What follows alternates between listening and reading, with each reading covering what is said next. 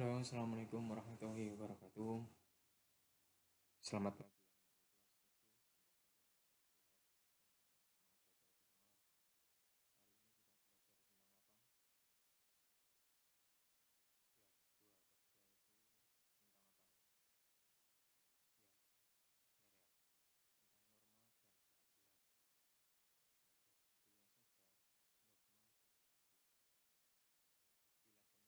Maka keadilan itu bisa terwujud atau keadilan itu bisa terwujud dengan syarat adanya norma. Maksudnya, ya siapa kita? Ya ini sebenarnya yel-yel ya. Kalau kita ditanya siapa kita, kalian jawabnya adalah Spensa ya. Spensa, yes.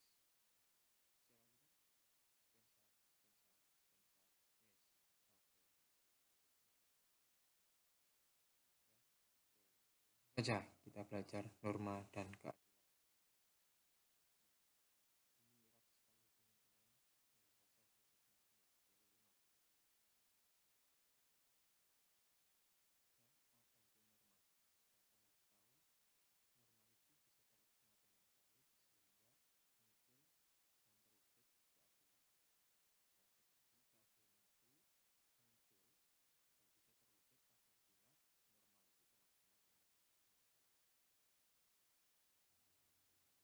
Nah, sebelum membicarakan norma, kalian harus wajib tahu. Ya. Ini kompetensi dasarnya, memahami norma yang berlaku di dalam kehidupan bermasyarakat untuk mewujudkan keadilan. Indikatornya ada banyak sekali, ya. Yang perlu kalian tahu, ya, mendeskripsikan pengertian dan macam-macam norma, mendeskripsikan macam-macam norma dalam kehidupan bermasyarakat, berbangsa dan bernegara, menunjukkan perilaku sesuai dengan norma, menunjukkan macam-macam keadilan, menganalisis pentingnya norma hukum dalam kehidupan bermasyarakat, berbangsa dan bernegara. Ini tujuannya sama tadi, ya, mendeskripsikan pengertian dan macam-macam norma, mendeskripsikan macam-macam norma dalam kehidupan bermasyarakat, berbangsa dan bernegara, sampai menganalisis pentingnya.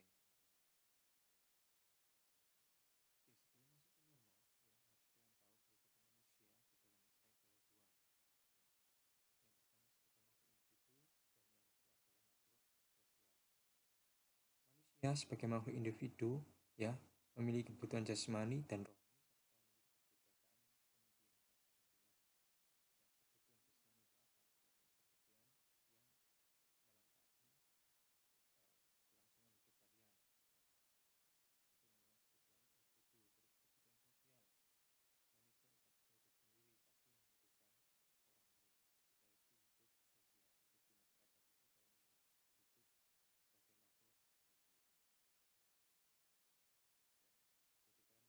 Membutuhkan bantuan orang lain, termasuk entah itu berkomunikasi, ya. Kalau kalian komunikasi bermain individu sendiri, ya, kalian disangka orang gila, ya. Jadi kalau kalian berkomunikasi dengan orang lain pasti membutuhkan orang lain untuk diajak komunikasi atau berbicara. Ya, itu kehidupan manusia sebagai makhluk individu dan makhluk sosial. Oke, sekarang pengertian norma. Ya, norma itu adalah kaidah atau peraturan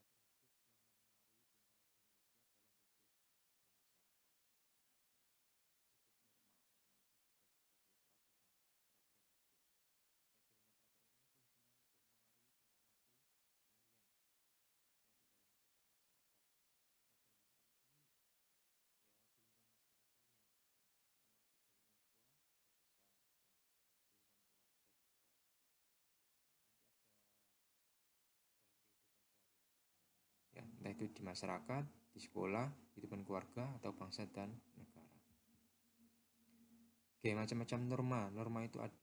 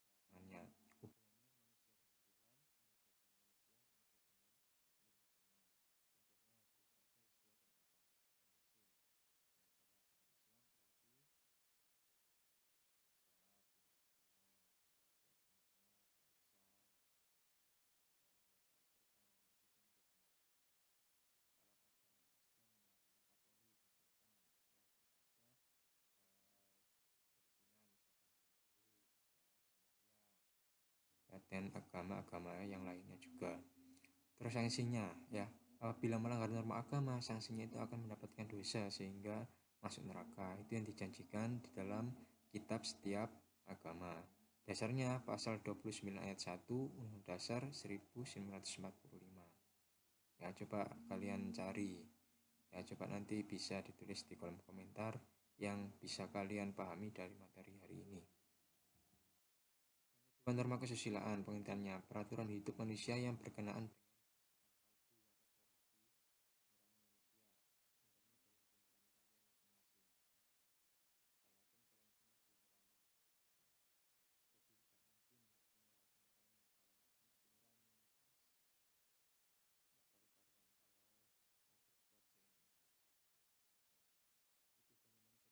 ya, ya bisa juga termasuk norma agama ini juga ya, tapi lebih ke norma kesusilaan. Contohnya mengembalikan uang teman yang jatuh.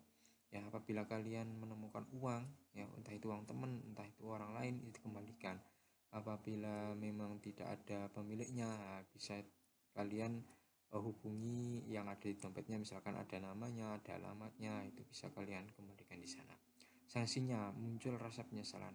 Ya, misalkan kalian nemu uang, terus kalian pergunakan untuk misalkan jajan atau apa, nah itu pasti kalian akan merasa menyesal. Nah, itulah disebut dengan kalau kalian memiliki hati nurani. Kalau kalian nggak menyesal loh, berarti kalian hati nuraninya sudah hilang. Ya, dasarnya tergantung hati nurani manusia itu sendiri. Itu adalah norma kesusilaan. Yang ketiga, norma kesopanan. Pengertiannya, peraturan hidup manusia dalam pergaulan sehari-hari. Sumbernya dari budaya atau kebiasaan yang ada di dalam masyarakat. Manusia dengan manusia dalam berinteraksi di masyarakat. Contohnya berbicara sopan, menyapa ketika bertemu guru, ya, bersalaman ketika bertemu guru, ya. Berhubung sekarang memang keadaannya pandemi, ya, cukup menyapa dan berbicara sopan, ya, tidak perlu salaman jika memang nanti diperkenankan untuk masuk sekolah. Sanksinya dikucilkan, tidak disukai dan dicemooh oleh masyarakat. Ya, kalau kalian misalkan ya di dalam masyarakat ya tidak berbicara sopan, misalkan misu, ya, atau berbicara apalah yang tidak sopan, nah itu kalian bisa tidak disukai oleh teman kalian, ya, bisa dikucilkan oleh orang yang lebih tua dari kalian, dicemooh, wah itu loh ya omongannya sopan. Nah, seperti itu. Dasarnya tergantung daerah masing-masing. Setiap daerah itu memiliki budaya dan kebiasaan masyarakat masing-masing. Ya, di Indonesia, ya, contohnya misalkan di daerah Jogja dan di daerah Surabaya saja ya. Kalau di Jogja itu lebih terkenal lemah lembutnya. Kalau di Surabaya terkenal lebih itu ya kerasnya.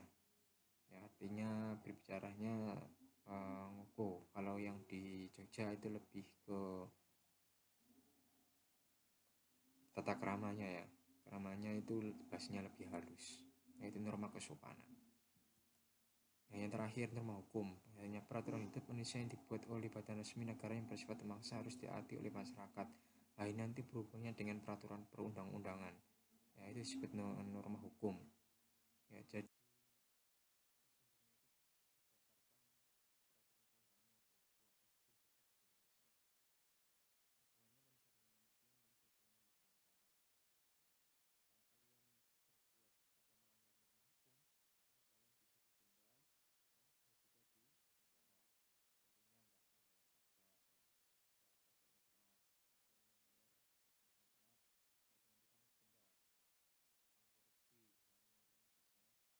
di penjara.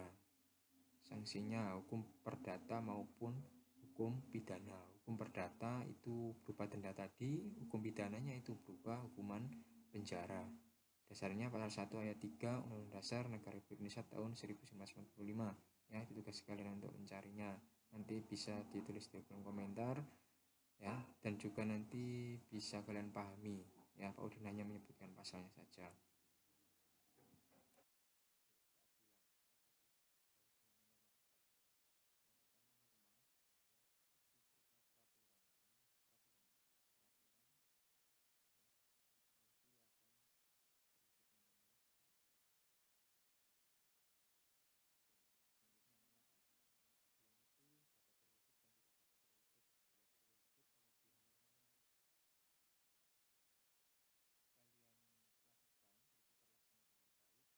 terutama norma hukum yang menjadi tolak ukur dalam kehidupan manusia di dalam masyarakat, berbangsa, dan bernegara. Ya, jadi keadilan bisa terwujud apabila kalian itu melaksanakan norma, terutama norma hukum. Apakah norma hukum saja, Pak? Oh, tidak, ya.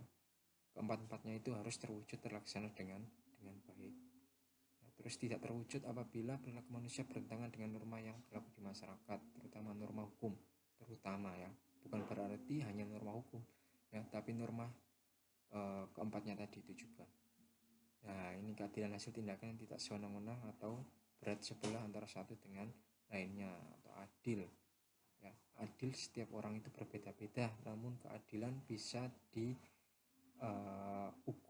ya, bisa diukur melalui peraturan perundang-undangan itu. Ya. Bisa diukur dengan norma hukum, norma kesopanan, norma kesusilaan, dan norma agama. Oke, fungsi norma, ya. Fungsi norma di sini ada 3, sebagai pedoman hidup, menjaga kerukunan, sebagai sistem pengendali atau kontrol sosial. Dalam mewujudkan keadilan, ya, ada 3 keadilan, ya, keadilan distributif, keadilan legal, dan keadilan komunikatif.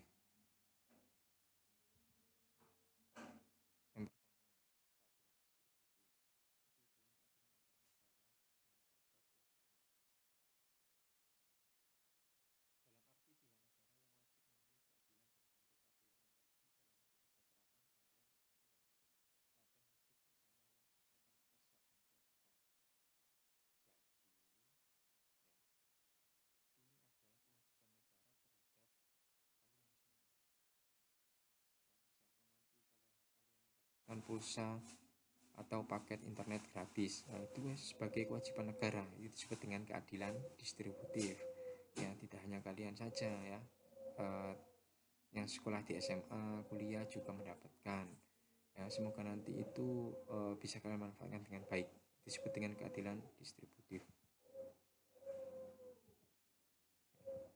Terus yang kedua, keadilan legal. Hubungan keadilan antara warga negara terhadap negara dan pihak warga negara wajib memenuhi keadilan dalam bentuk mentaati peraturan perundang-undangan yang berlaku.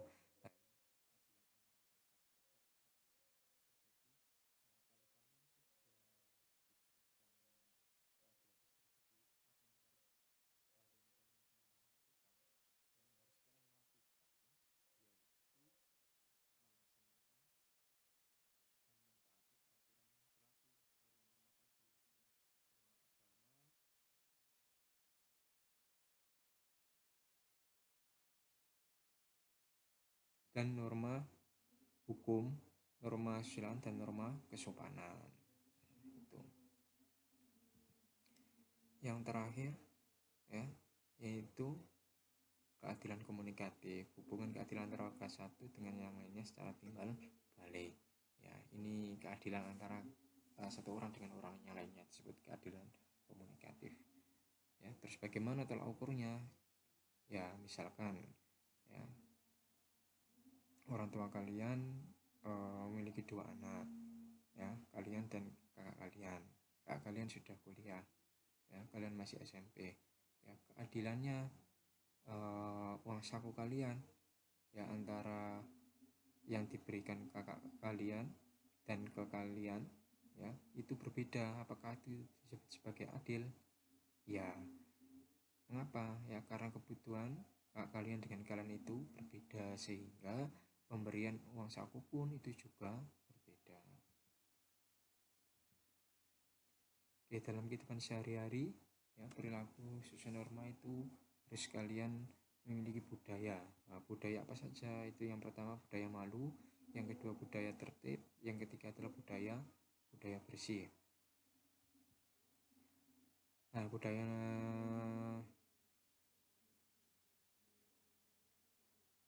tersebut, ya, 3 budaya tersebut.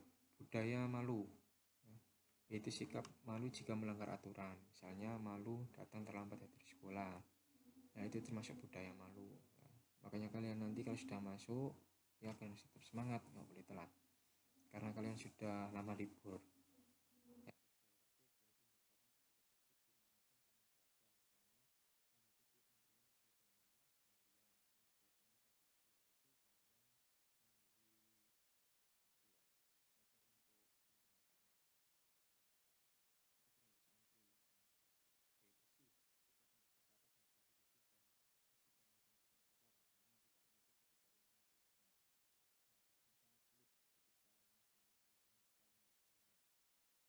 Yang tahu diri kalian itu sudah menerapkan budaya bersih atau tidak, itu kalian sendiri. Ya, Pak Udin hanya bisa memantau dan mengingatkan saja. Ya, kalau ulangan misalkan, kalian nggak tahu, tiba-tiba buka internet. Nah, itu termasuk budaya tidak bersih. Ya, sehingga Pak Udin berharap nanti kalau ulangan, ya kalian tidak nyontek atau buka internet atau ngerpek ya istilahnya. Oke, itu adalah 3 budaya yang harus kalian pahami dan harus kalian lakukan, harus kalian taati. Nah, ini faktor penyebab kesadaran pelaksanaan norma itu ada 2, faktor pribadi dan faktor lingkungan. Ya, faktor pribadi itu faktor dari diri dalam kalian sendiri. Kalau faktor lingkungan itu faktor dari orang sekitar. Ya. Oke, dari Pak Udin hari ini cukup sekian. Terima kasih. Itu adalah penjelasan dari bab 2. Oke, jika ada pertanyaan nanti bisa di kolom komentar. Apabila ada ingin menyimpulkan, silakan juga nanti Pak Udin cek ya sebagai nilai tambahan untuk kalian. Oke, cukup sekian hari ini. Pak Udin saya akhiri. Assalamualaikum warahmatullahi wabarakatuh.